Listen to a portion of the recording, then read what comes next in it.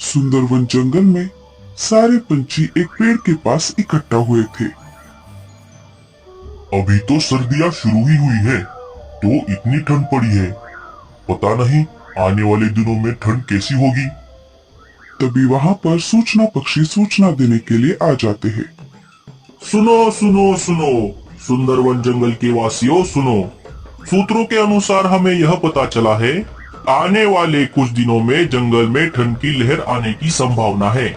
तो राजा जी ने सारे जंगल वासियों को ये सूचना की है कि आप सभी अपने अपने घोंसले आने वाले संकट के लिए मजबूत कर लीजिए। सूचना पक्षी सूचना देकर चले जाते हैं। उनकी बात सुनते ही सारे पंछी डर जाते हैं। चलो, अब नया संकट आ गया। आए दिन इस जंगल में कुछ ना कुछ तो होता रहता है। एक संकट गया नहीं तो दूसरा हाजिर। अगर जंगल में ठंड की लहर आ गई तो बहुत बड़ा नुकसान हो जाएगा। हमें मुसीबत आने के पहले ही उपाय करना पड़ेगा। तुम सही कहते हो रानो। अभी तो रात हो गई है, लेकिन कल सुबह होते ही हम सब पंछी मिलकर निकलेंगे। हम सभी के घोंसलों को ठंड से बचाने के लिए जो सामग्री लगती है वो इकट्ठा करेंगे। तुम सही कहती हो लाडो। चलो फिर ठीक है, कल सुबह हम सब यहीं पर इकट्ठा होंगे और यहीं से सामग्री की खोज में निकलेंगे। रात हो गई थी। सब पंछी अपने अपने घोंसलों में बैठे थे। लाडो और उसके परिवार ने खाना खा लिया और सब सो गए। सुबह हो गई। पंछी उसी जगह पर इकट्ठा हुए। सब पंछी मिलकर सामग्री की खोज में निकल पड़े। थोड़ी दूर आने पर पंछियों ने देखा कि जंगल में हर तरफ बर्फ की चादर जमा हो गई थी। बर्फ जमा होने की वजह से सूखी लकड़ियां भी नहीं दिख रही थी। पंछी थोड़ा और आगे चले गए, लेकिन उनकी मेहनत बेकार गई। उन्हें कहीं पर भी एक भी लकड़ी का टुकड़ा नहीं मिला। कालू को आने वाले संकट के बारे में जरा भी चिंता नहीं थी, क्योंकि कालू ने एक बहुत बड़ा होटल बना लिया था।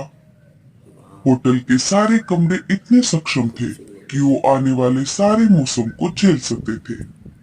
लेकिन कालू को लकड़ियों की जानकारी थी, इस वजह से वो उन सारे पंछियों के साथ आया था।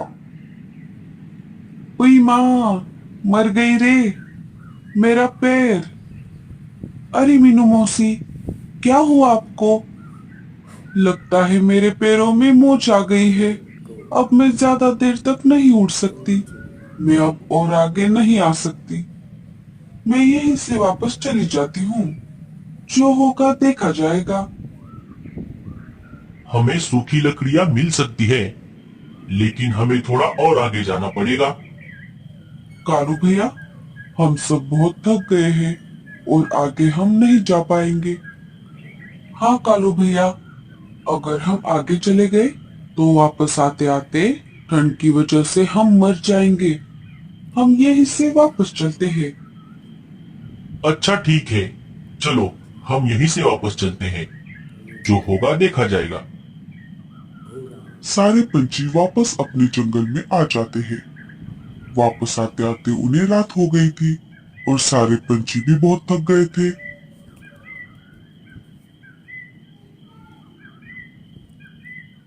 घर आते ही सारे पंछी अपने घोंसले में सो गए। 2-4 दिन ऐसे ही गुजर गए।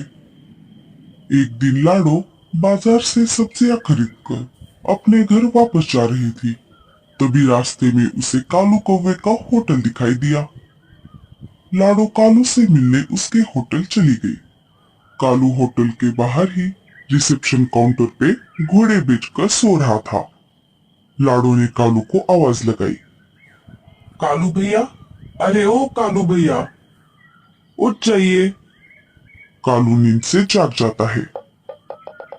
हाँ, अरे लाडू तुम आओ आओ, कहो आज कैसे आना हुआ?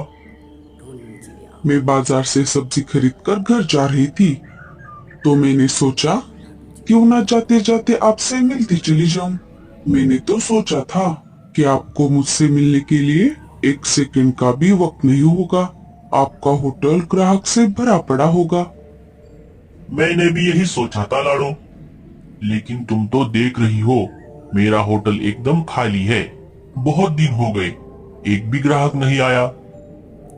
क्या आपने पता लगाया कि ऐसा क्यों हो रहा है? मैंने पता लगाने की बहुत कोशिश की, लेकिन मुझे कुछ समझ नहीं आ रहा लाडो। तभी लाडो को टेबल पर होटल के रूम्स का प्राइस चार्ट दिखाई देता है। लाडो ने देखा कि कालू ने होटल के रूम के दाम बहुत ज्यादा रखे थे। कालू भैया, आपने होटल के रूम के प्राइस इतने ज्यादा क्यों लगाए रखे हैं? अरे वो क्या है ना लाडो, मेरा होटल ज्यादातर तो खाली ही रहता है, और जो ग्राहक रूम ले लेते हैं वो या तो मजबूरी से लेते हैं या फिर वो अमीर होते हैं। इसलिए जो भी ग्राहक होटल के रूम ले लेता है, मैं उससे ज्यादा पैसे ले लेता हूँ। अब समझ आया मुझे, आपके रूम के दाम बहुत ज्यादा है। अगर आपको लगता है कि आपका होटल कभी खाली ना रहे, तो आपको होटल के रूम का प्राइस कम करना पड़ेगा।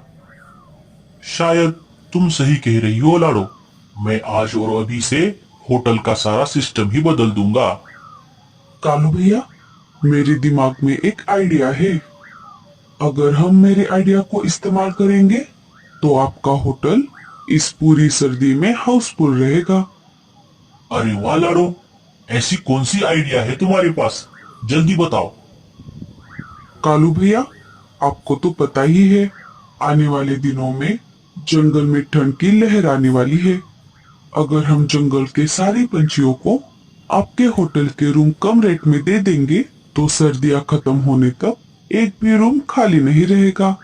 इससे आपका भी फायदा है और पंछियों का सर्दी के मौसम में बचाव भी होगा, क्योंकि आपके होटल के कमरे ठंड की लहर को झेल सकते हैं। अरे वाह लाडो, ये तो बहुत अच्छी आइडिया है। चलो हम एक एक करके सारे पक्षियों को ये बात बताते हैं। अरे कालू भैया, हम एक एक करके पंछियों को बताने जाएंगे तो इसमें बहुत वक्त लग जाएगा।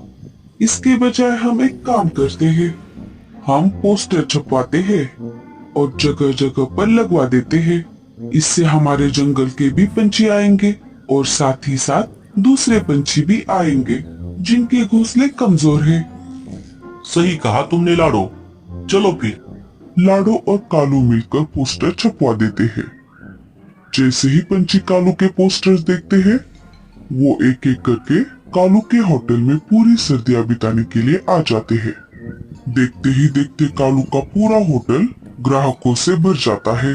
सारे पंछी मिलजुल कर रहने लगते हैं। सारे मिलकर रात में बॉनफायर जला देते हैं और सर्दी का आनंद लेते हैं।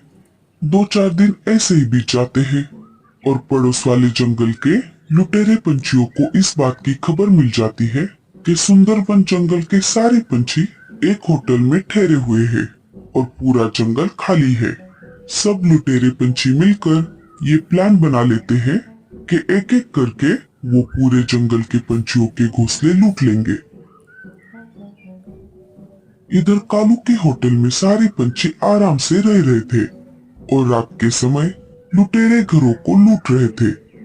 ऐसा करते करते लुटेरे सारे घरों को लूट लेते हैं। ठंड का मौसम कम हो जाता है।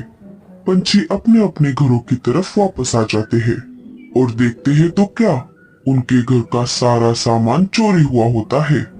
पूरे जंगल में अफरा तफरी फैल जाती है। ये खबर राजा जी के कानों तक पहुंच जाती है। राजा जी और उनके सिपाही वहां पर आ जाते हैं। लाडो और कालू भी वहां पर मौजूद थे। ये सब किसने किया होगा? हमें इस बात का जल्द से जल्द पता लगाना होगा। सिपाहियों, अभी के अभी जाओ और उन लुटेरों का पता लगाओ। तभी लाडो चिड़िया को पड़ोस वाले जंगल के लुटेरे पंछियों के गिरे हुए पंख दिख जाते हैं और एक गले का लॉकेट भी पड़ा हुआ दिखाई देता है। लाडो राजा जी की बात को रोकते हुए बोलती है, रुकिए राजा जी, ये देखिए, ये पंख तो हमारे जंगल के किसी भी पंछी का नहीं है और लगता है ये लॉकेट भी उनमें से ही किसी एक का होगा। अरे हाँ लाडो, ये तो पड़ोस वाले जंगल के लुटेरे पंछियों के पंख हैं। लगता है उनको पता था कि जंगल में कोई भी नहीं है और इसी मौके का फायदा उठाकर वो यहाँ चोरी करने चले आए होंगे। अच्छा, तो ऐसी बात है। मैं अभी पड़ोस वाले जंगल के राजा से बात करता हूँ और उन लुटेरे पंछियों को सबक सिखाता हूँ। नहीं नहीं राजा जी, वो ऐसे ही अपना गुनाह कभी कबूल नहीं करेंगे। हमें उन्हें रंगे हाथों पकड़ना होगा। वो कैसे लाड़ो? मुझे सोचने के लिए थोड़ा वक्त दीजिए।